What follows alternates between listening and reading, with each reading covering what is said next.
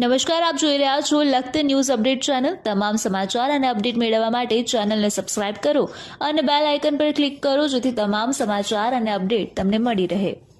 લખતર તાલુકાના ખેડૂતોને સીસીઆઈની ઓનલાઈન કપાસ બુકિંગ સ્લોટ લાઇનને લઈ તકલીફ પડતી હોવાનું ગુજરાત ખેડૂત એકતા મંચના પ્રમુખ દ્વારા રજૂઆત કરવામાં આવી। સીસીઆઈના બુકિંગ સ્લોટ સાંજે રાત્રે થોડીવાર માટે ખુલતા હોય વેપારીઓ ફાયદો લેતા હોવાના આક્ષેપ કરવામાં આવ્યા।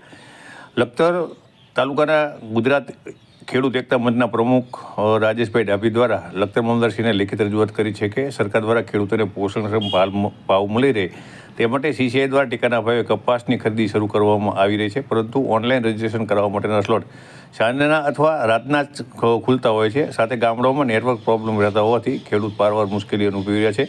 સાથે ગુજરાત એકતા મંચના પ્રમુખ રાજેશભાઈ ડાભી દ્વારા આક્ષેપ કરવામાં આવી રહ્યા છે કે ખેડૂતો રજીસ્ટ્રેશન કરાવી શકતા નથી, સામે વેપારીઓ ખેડૂત પાસેથી કપાસ ખરીદી લઈ ખેડૂતના નામના ખોટા દાખલા લઈ ખરીદી કેન્દ્ર ઉપર પહોંચે છે કે તરત તેમનો કપાસ લઈ લેવામાં છે। વધુમાં આક્ષેપ કરવામાં આવ્યા હતા કે આવા વેપારીઓને તલાટીઓ દ્વારા કપાસ વાવેતરના ખોટા દાખલા પણ આપવામાં આવી રહ્યા છે।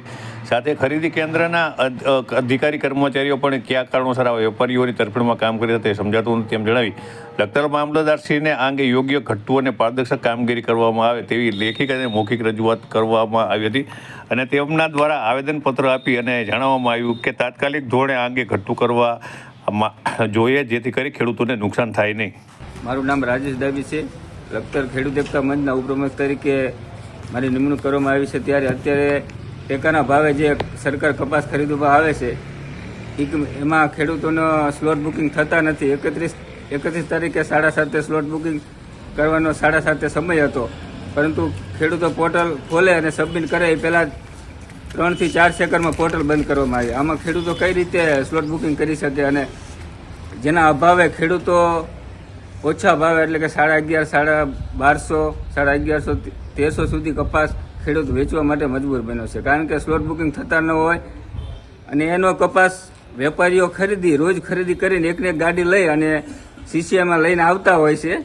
તો જો ખેડૂતોના જો સ્લોટ બુકિંગ ન થતા હોય તો વેપારીના કઈ રીતે સ્લોટ બુકિંગ થઈ જાય છે એ પણ એક તપાસનો વિષય છે।